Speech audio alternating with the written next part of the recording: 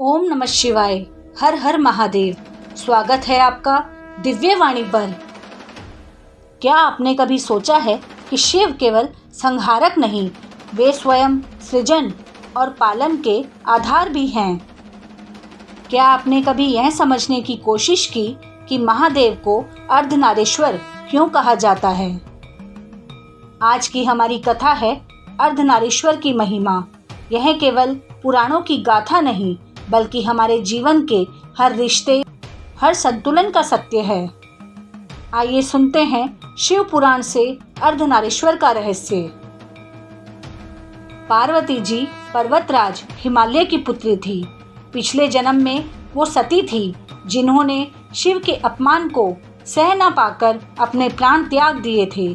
लेकिन शिव के प्रति उनका प्रेम अटूट था, इसलिए वे पार्वती के रूप में पुनर्जन्म लेकर फिर से शिव को पाने का प्रण लेकर आईं।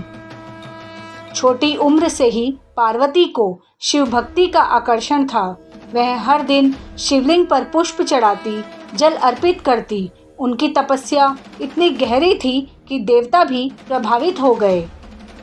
धीरे धीरे पार्वती ने कठोर व्रत धारण किया, वन में जाकर उपवास करने लगी, सूर्य की तपती किरणों के नीचे बैठकर ध्यान लगाने लगी। उनका एक ही संकल्प था, मैं केवल महादेव को ही अपना पति बनाऊंगी।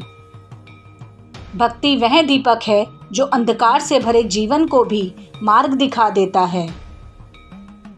देवता, ऋषि और यहाँ तक कि मानव भी अक्सर एक प्रश्न पूछते थे, क्या पुरुष और स्त्री अलग है?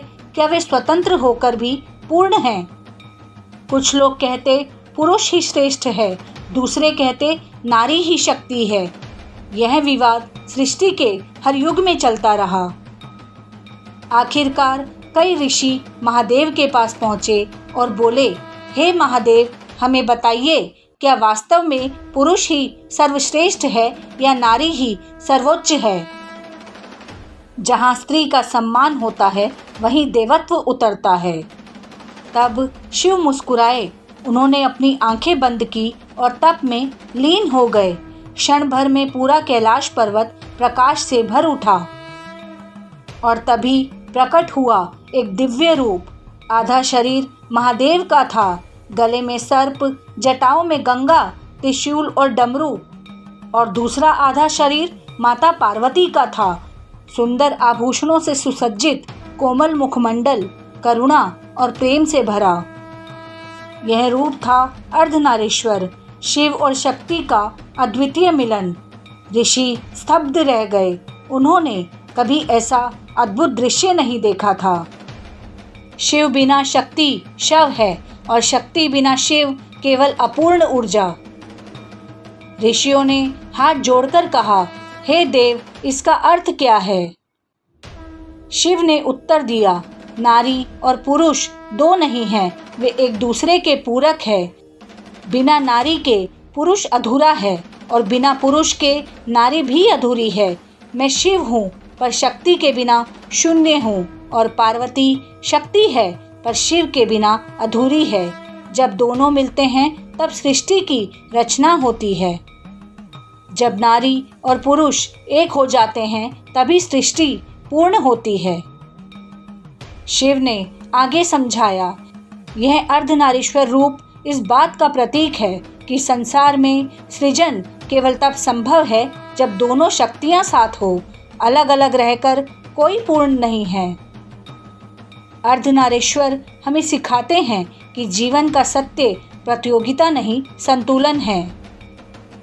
ऋषि और देवता गदगद हो गए। उनकी आंखों से आंसू बहने लगे। उन्हें समझ आ गया, स्त्री और पुरुष श्रेष्ठता में नहीं, समानता और संतुलन में पूर्णता पाते हैं। उन्होंने प्रणाम कर कहा, जय अर्धनारीश्वर, और तब से शिव को अर्धनारीश्वर के नाम से पूजित किया जाने लगा।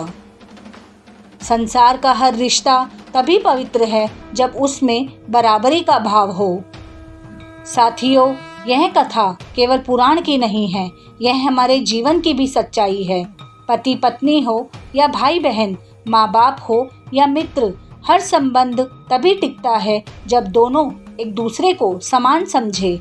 नारी के बिना पुरुष अधूरा है और पुरुष के बिना नारी अधूरी है। यही कारण है कि आज भी मंदिरों में शिवलिंग के साथ नंदी और शक्ति का संगम दिखाया जाता है। महादेव का संदेश है, नारी और पुरुष अलग अलग नहीं बल्कि एक ही आत्मा के दो रूप है। तो श्रोताओं, अर्धनारीश्वर की यह कथा हमें यह सिखाती है कि जीवन में संतुलन ही सबसे बड़ा सत्य है। ना कोई बड़ा, ना कोई छोटा, ना कोई उच्च, ना कोई नीच। शिव और शक्ति की तरह हमें भी अपने जीवन में संतुलन, प्रेम और सम्मान रखना चाहिए। आइए हम सब मिलकर बोलें, ओम नमः शिवाय, हर हर महादेव, जय अर्धनारीश्वर। जैसे चांद अपनी रोशनी के बिना अधूरा है, वैसे ही जीवन शिव और शक्ति के बिना शून्य है। आप सुन रहे थे दिव्यवाणी पर अर्धनारीश्वर कथा।